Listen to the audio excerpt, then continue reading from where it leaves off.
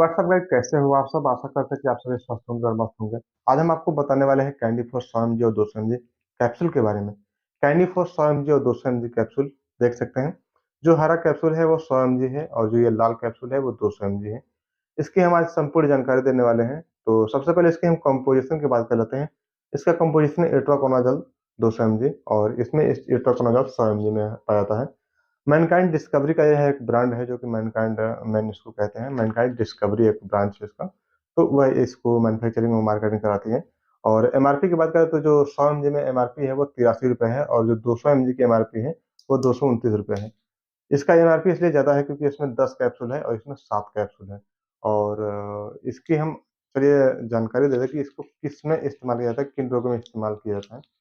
तो यदि आपके शरीर में किसी भी अंग में, आपके शरीर के किसी भी अंग में, चाहे इंटरनल हो या एक्सटर्नल हो, किसी भी अंग में अगर फंगल इन्फेक्शन हो रहा है, खुजली हो रही है वहाँ पे और वो फंगस की वजह से हो रही है, फंगस इन्फेक्शन है, जैसे कि आपके नाखून में हो सकता है, आपके पैर में, हाथ में, गला में, सर में या अंदर फेफड़े में या वेजाइनल इन्फेक्शन हो या आपके लंग्स इन्फेक्शन हो, मुँह के अंदर छाले पड़ रहे हों, आपका जो मुँह के अंदर सफ़ेद-सफ़ेद जो बन जाते हैं, कैंडि कैंडिडा जिसे कहते हैं। तो इस टाइप की कई इन्फेक्शन होती है, बहुत सारे इन्फेक्शन है जो कि आपको इसमें चलाया जाता है। किसी भी तरह से यदि फंगस इन्फेक्शन की वजह से आप इन्फेक्टेड हैं और उसमें खुजली हो रही है, जो इंटरनल होती है उसमें खुजली कम होती है, लेकिन वो इंटरनल तो इन्फेक्शन बड़े-बड़े डॉक्टर्स हैं, उसको पकड़ते हैं, कुछ एग्ज़ामिनेशन करके, जाँच करके, सीटी स्कैन, एमआरआई, कई तरह की जाँचें होती हैं, उन जाँचों को करके डॉक्टर्स पकड़ लेते हैं। नॉर्मली आपको हम देंगे जो एक्सटर्नल इन्फेक्शन है फंगस, जैसे कि मुँह के अंदर जो छाले बन जाते हैं और उसमें सफ़ेद-सफ़ेद इन्फेक्शन, जो फंगस इन्फेक्शन का सबसे बड़ा पहचान है वो सफ़ेद हो जाता है। या वेजाइनल इन्फेक्शन हो वहाँ पे भी सफ़ेद, यदि पूरा इन्फेक्शन सफ़ेद होने दिखने लगे, तो आप उसको फंगस इन्फेक्शन मानते हैं और इस टैबलेट का इस्तेमाल करते हैं। इन्फेक्शन ज़्यादा तगड़ा है, तो आप 200 एमजी लेते हैं और इन्फेक्शन यदि हल्का दिख रहा है, विशेष रूप से कोई दिक्कत नहीं है, तो आप 100 एमजी का इस्तेमाल करेंगे। डोज़ की बात करें तो 1 टाइम नॉर्मली इसको दिया जाता है, 1 कैप्सूल 1 टाइम।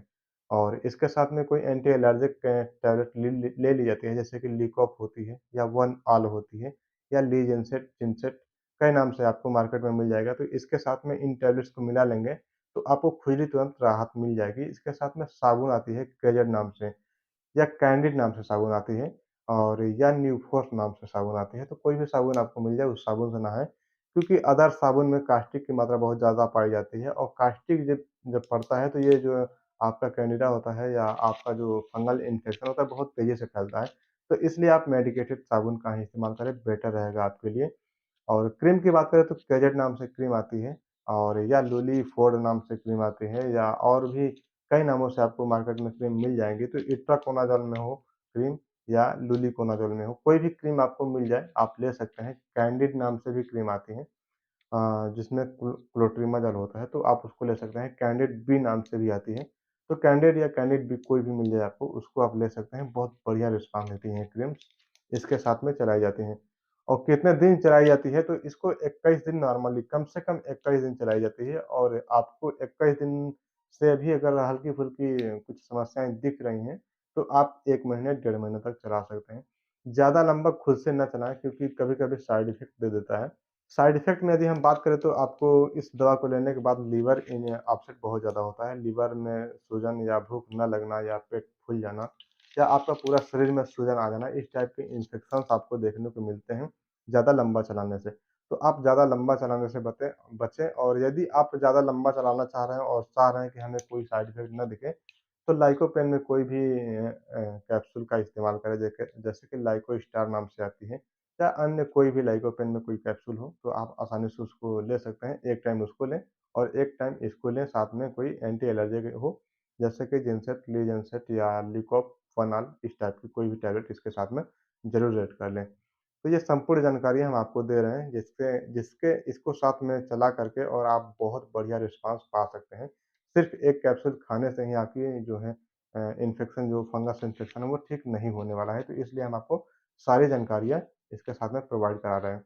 चलिए कुछ साइड इफ़ेक्ट की बात करें तो जैसा कि मैंने बताया, लीवर पे इसका बहुत ज़्यादा असर आता है और इसके साथ में आपको यदि इस टैबलेट को लेने के बाद तुरंत धुंधला-सा दिखाई देने लगे तो बहुत बड़ा ये साइड इफ़ेक्ट है। आप तुरंत दवा लेना बंद कर दें, नज़दीकी डॉक्टर से संपर्क कर लें।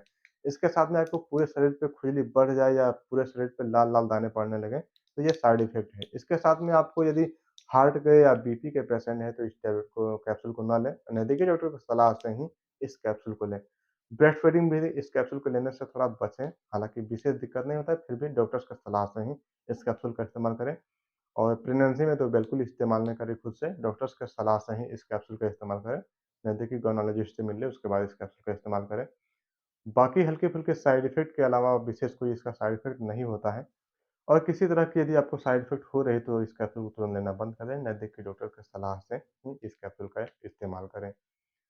तो जानकारी कैसी लगी कमेंट करके ज़रूर बताएँ और चैनल पे पहली बार है तो चैनल को सब्सक्राइब कर लें, साथ में बेल आइकन को भी प्रेस कर दें, ताकि आने वाली वीडियो का नोटिफ़िकेशन आपको जल्द से जल्द मिल सके और कोई सवाल हो तो आप ज़रूर कमेंट बॉक्स में लिखिए, हम जितना जल्दी हो सकेगा इस सवालों का जवाब देने का प्रयास करते हैं। मिलते हैं नेक्स्ट वीडियो में, तब तक के लिए take care and bye bye.